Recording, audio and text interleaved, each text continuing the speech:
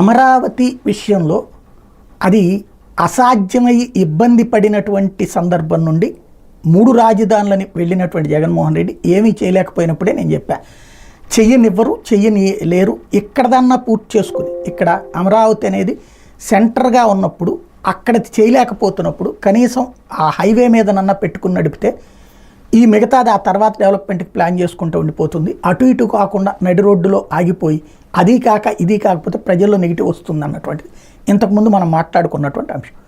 అందుకే ఇప్పుడు అమరావతి కడుతున్న దాంట్లో ఏది చేస్తున్నా సరే పాజిటివ్గానే ప్రొజెక్ట్ చేస్తుంది. ఎందుకంటే ఏదో ఒక రాజధాని కావాలి మనకి. రాజధాని అనేది లేని రాష్ట్రంగా కంటే రాజధాని అనేటటువంటిది ఇప్పుడు సెక్రటేరియట్ అయి ఉన్నాయి కాబట్టి అదే క్యాపిటల్. బట్ అదొక మహానగరంగా రూపుదిద్దాలి అంటే ఏదో ప్రయత్నం చేస్తున్నారు. ఆ ప్రయత్నానికి ముందైతే మనం సహకరిద్దాం, ప్రోత్సహిద్దాం. ఎందుకంటే ఆల్టర్నేటివ్ ప్లాన్ ప్రజలు తిరస్కరించారు. 3 రాజధానులను ప్రజలు తిరస్కరించినప్పుడు మనం ఎందుకు సమర్థించుకోవాలి? అప్పుడు అదే సందర్భంలో అమరావతిని వాళ్ళు సమర్థించబట్టినే కదా 164 సీట్లు ఇచ్చింది. కాబట్టి అక్కడ చేసే ప్రతి పని కూడా ఇప్పుడు నిన్న నారాయణ గారు చెప్పారంటూ వైసీపీ వాళ్ళు ఒకటి హైలైట్ చేస్తున్నారు. ఇది ప్రపంచ బ్యాంకు వాళ్ళు కూడా డబ్బులు ఇయ్యనన్నారు.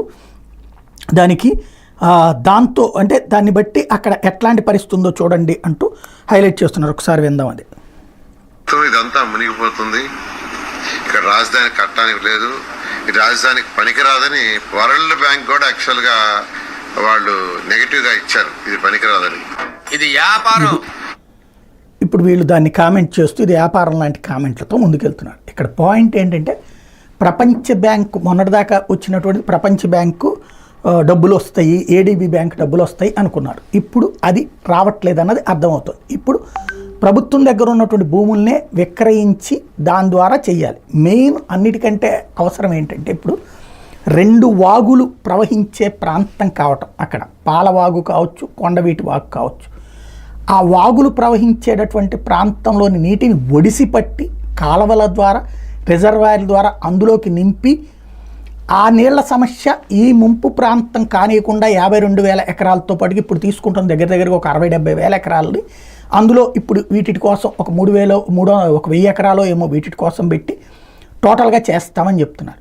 అది జరిగితే ప్రపంచ చరిత్రలోనే ఒక అద్భుతం అవుతుంది. ఎందుకంటే 2 వాగులు ప్రవహిస్తున్నటువంటి ప్రాంతంలో నీటిని ఒడిసిపట్టడం అంటే దాన్ని ఒక శాశ్వత నీటి వనరుగా చేస్తూ అదే సమయంలో కృష్ణానది వైపు నుంచి వచ్చే వరదని కూడా 15 లక్షల క్యూసెక్కుల దాకా వచ్చేదాన్ని కూడా ఆపేటందుకు కట్టలు పెడతాం అన్నటువంటి కాన్సెప్ట్ ఏదైతే ఉందో ఇదంతా సంచలనాత్మకమైనటువంటి అంశమే.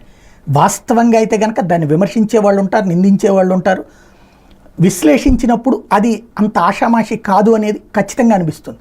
కానీ నేనేమంటానంటే ప్రజలు మ్యాండేట్ ఇచ్చారు, దానికి చేసేటందుకు ప్రణాళిక ప్రభుత్వం దగ్గర ఉందంటోంది. అది చేయనిద్దాం. ఏమీ లేని దానికంటే ఏదో ఒకటి చేసి ఇదే సక్సెస్ అయింది అనుకోండి, రేపు ప్రపంచం అంతా కూడా మనల్ని చూసి ఫాలో అవుతుంది కదా. ఫెయిల్ కాకూడదని కోరుకుందాం.